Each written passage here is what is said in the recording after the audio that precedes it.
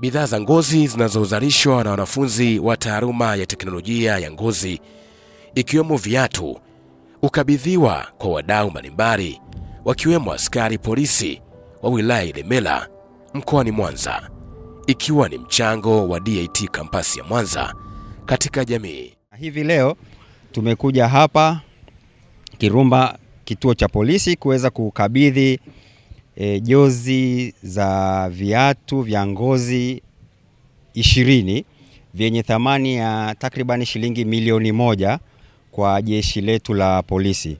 Hii ni sehemu ya DIT campus ya Mwanza kushiriki katika shughuli za kijamii ambazo tunaziita corporate social responsibility ambazo tumezifanya hivi leo hapa Kirumba.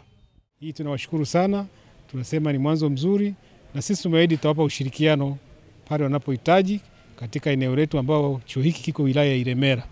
Kwa hiyo napenda kutoa shukrani hizo, na tumeahidi tutashirikiana nao katika kupeleka wanafunzi na kutangaza nafasi za masomo pale kwa vijana ili wajiendeleze, wapate ufundi sanifu na kuweza kujiajiri. Tumedhamiria, tunaboresha elimu yetu.